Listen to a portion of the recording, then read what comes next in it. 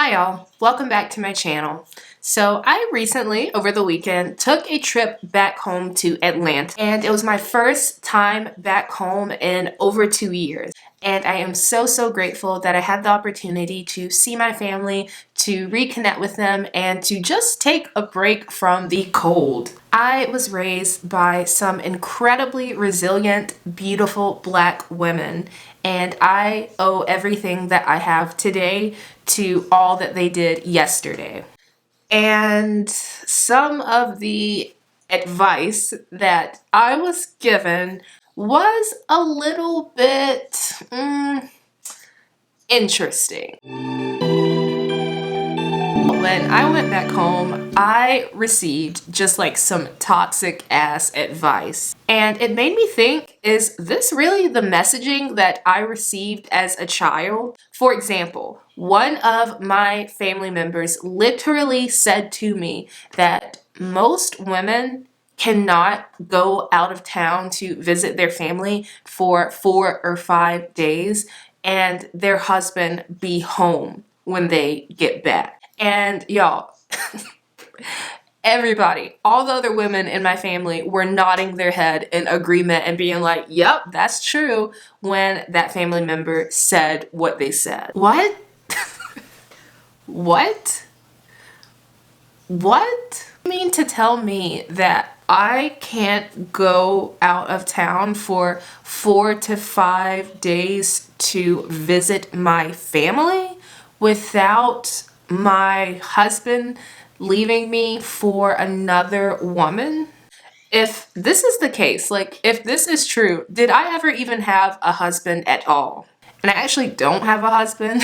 I have a boyfriend, but the term that my family member used was husband. So I think honestly it's still applicable no matter what type of title that you have within your relationship. Like really, if this is the case, did I ever actually have a husband? Like the power bill doesn't even shut off after 4 or 5 days of not being paid. Your cell phone doesn't get turned off after just 4 or 5 days of not being paid. Like you don't get kicked out of your house if the mortgage isn't paid for within 4 or 5 days. So how do you lose your whole partner if you go out of town and visit your family for 4 or 5 days? I mean, I don't know. In my opinion, if you lose your man after going out of town to see your family for 4 or 5 days, the reality is that you lost nothing. If anything, you gained something. You gained clarity. You gained your integrity. And hopefully, at least at some point, you will also gain back a sense of peace. And what irks me the most is my family, you know, they're on the younger end of the spectrum, but they're not spring chickens either, as they would say. And they have all done so many things and just lived so much life.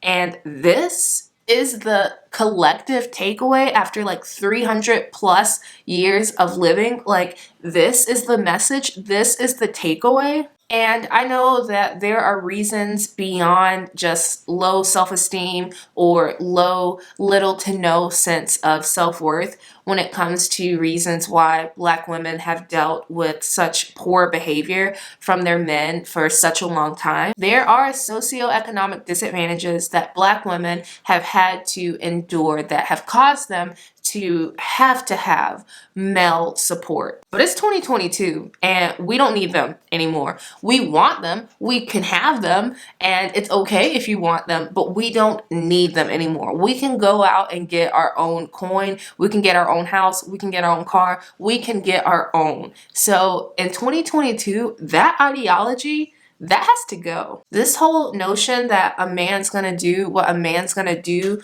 and you just have to accept that, no. And this honestly is why I emphasize all the time to Black women that you need to have your own, or you at least need to be able to acquire your own at like a moment's notice. It's okay to have a man help you financially. It's okay if you are a homemaker and your man goes to work and he pays all the bills and he is the financial breadwinner of the home. It is okay. That's totally fine if that's the life that you choose to lead.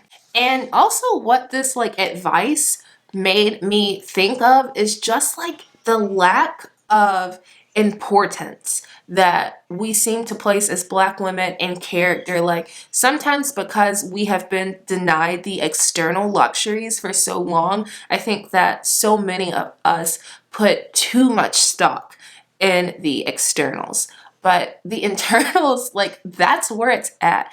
Character. Like, character should be at the top of your list when it comes to a potential partner. And girl, look, if you have a man of character, a man of substance, you don't have to worry about going out of town for 4 or 5 days to see your family and him leave you for someone else. Now, this doesn't apply all the time. Sometimes we get got.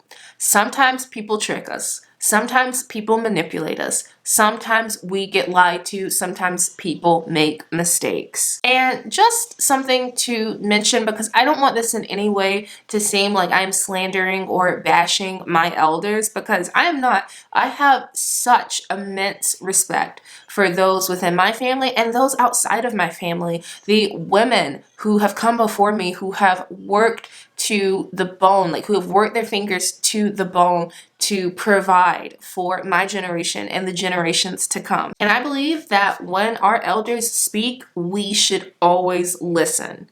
But listening to what they say and believing what they say, two different things.